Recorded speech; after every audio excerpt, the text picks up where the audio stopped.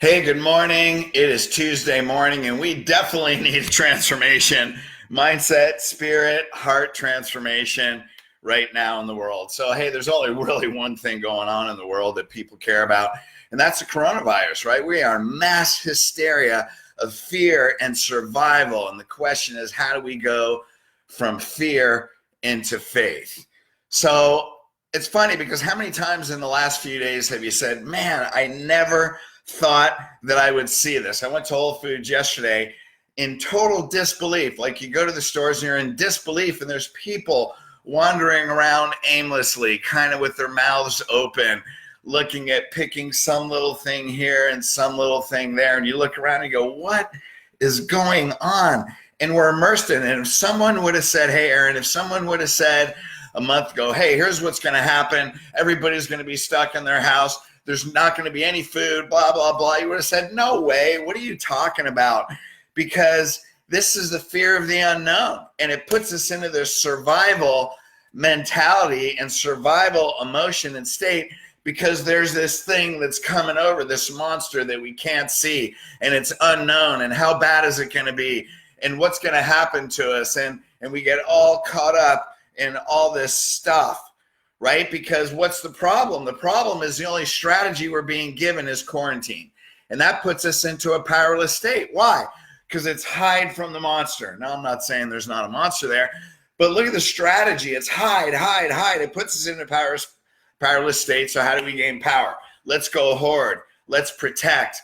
Because what's being threatened, the most valuable thing in our life is being threatened, our health and the health of our family. And it's funny, because in times of great prosperity, are shifting things, and we don't appreciate the most basic things, right? We lose perspective, and God has a way. He doesn't create tragedies, but God has a way of bringing us back to what really matters. So in the times of the greatest tragedy, we can find the greatest gift. Isn't that fascinating?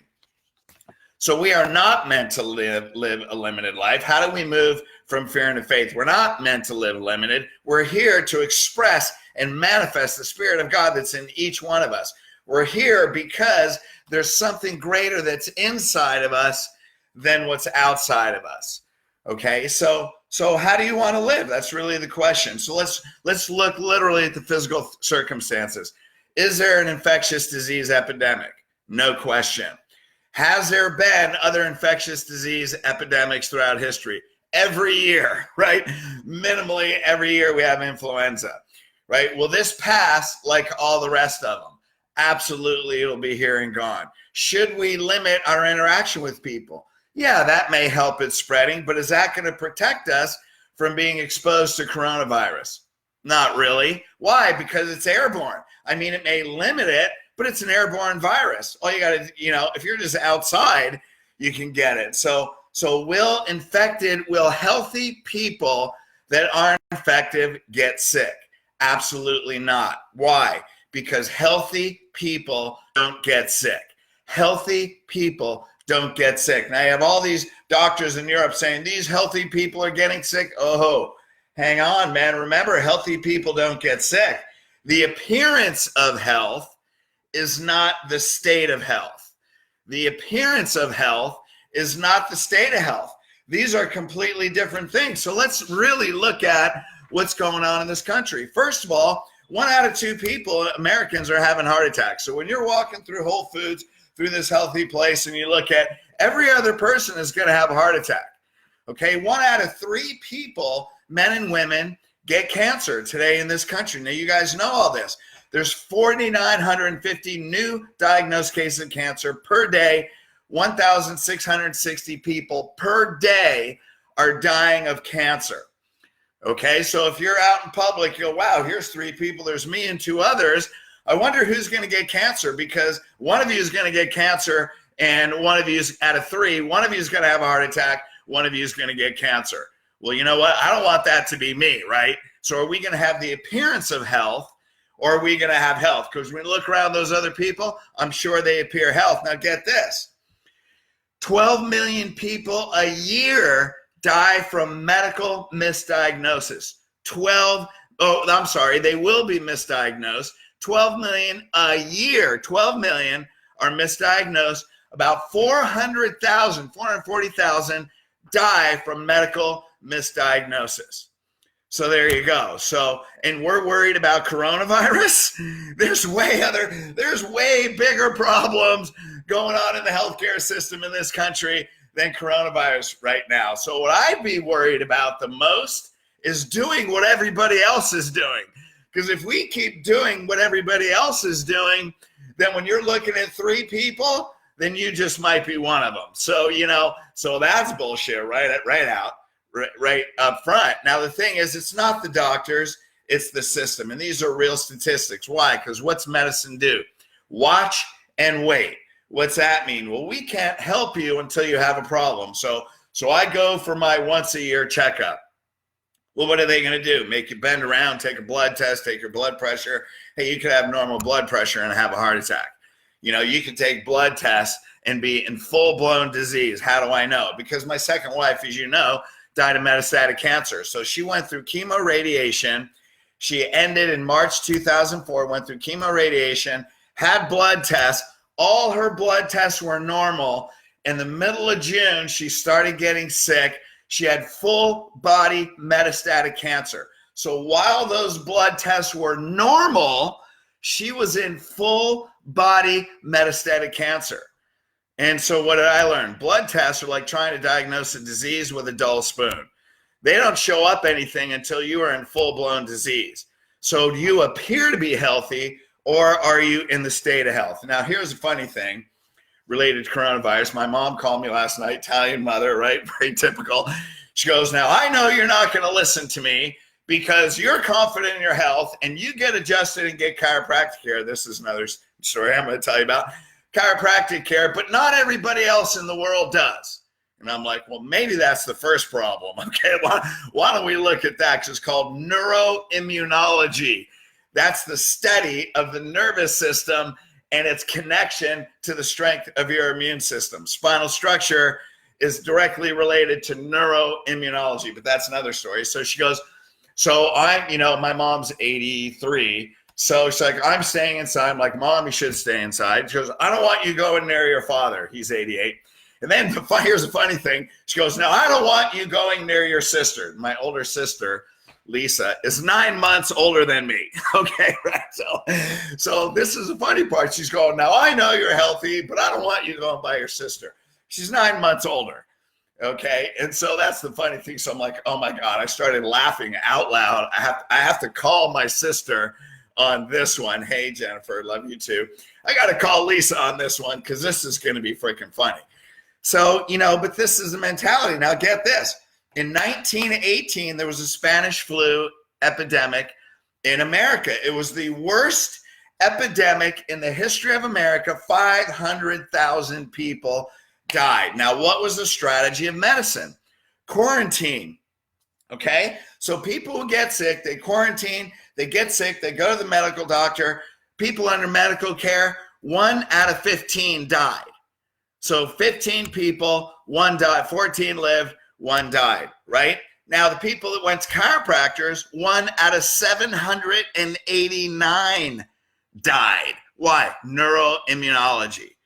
Okay, same population, 1 out of 15 medical care, 1 out of 789.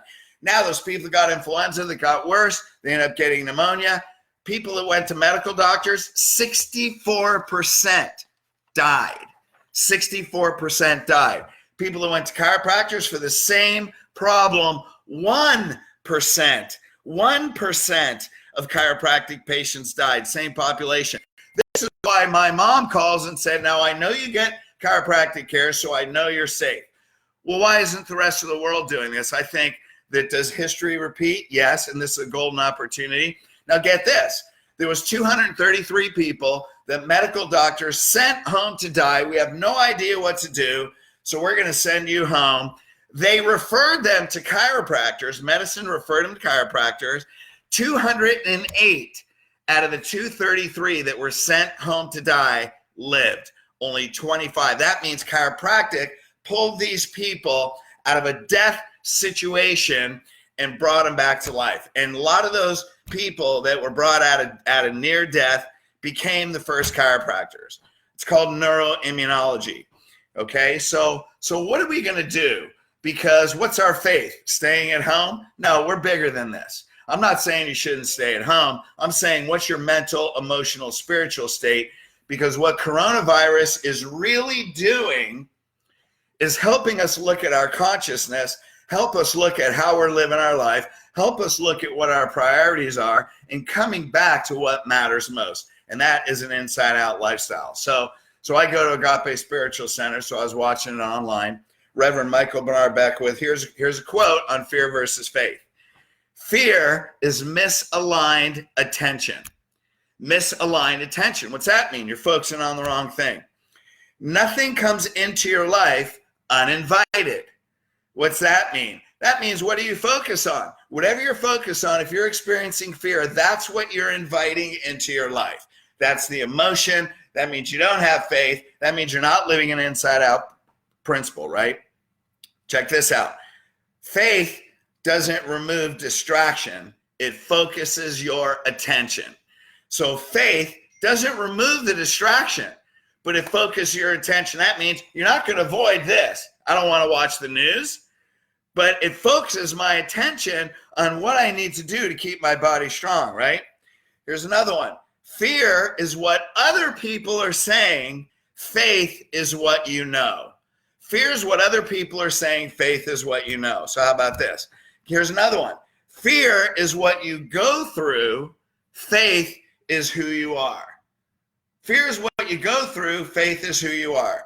So, great opportunity is born in great anxiety and stress and things that challenge you. So is this an opportunity that we can allow the situation in the world to change the way they live, change what we believe, live an insight, more spiritually based, mental, emotionally stronger foundation to take charge of our life, live at a new level because we are more powerful than we think.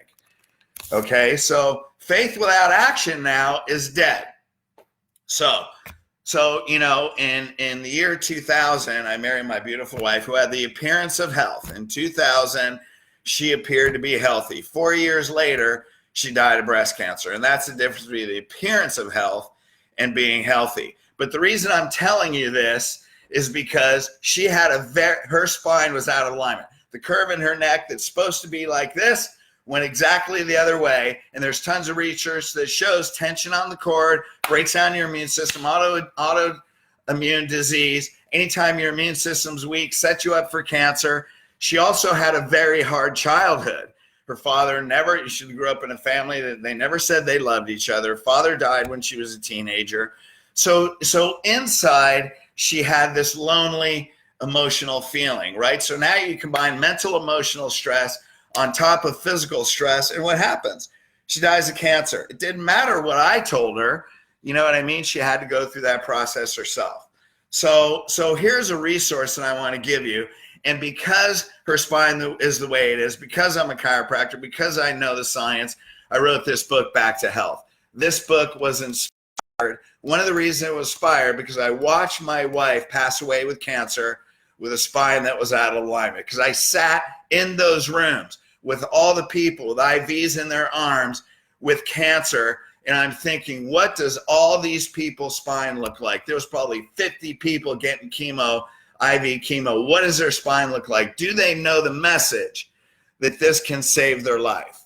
So if you want to live your life differently, it's already proven in science. If you're a chiropractor, you want to give this to your patients. If you want to live your life on a more powerful level, go to Elite Coaching, E-L-I-T-E, coaching, LLC.com. And it's the same thing. It's evidence, just like my mom calling me, hey, I'm not worried about you. You get adjusted. The rest of the world doesn't, right? Well, why don't we make a difference and change the way they live? And then 3 weeks before my wife died, she sat in the bathtub and she was crying, not because she was dying. She wasn't crying because she was dying.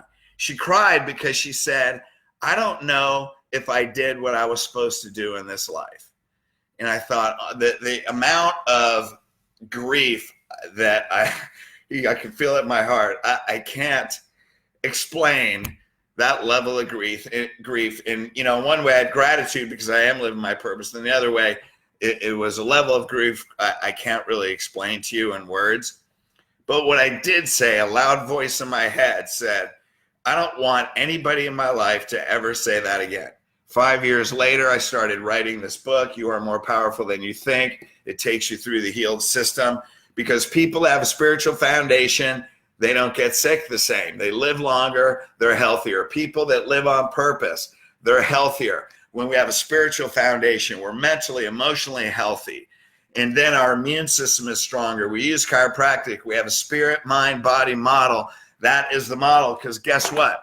Coronavirus is man-made. It is genetically manufactured. That's why people are so scared. They don't know how we're going to respond. And we live in a world of biochemical warfare. Whether we want to admit it or not, the governments are making viruses that don't exist in nature, and they're more dangerous. So what can we do? We can take power. We can take control. We can live our life at a different level.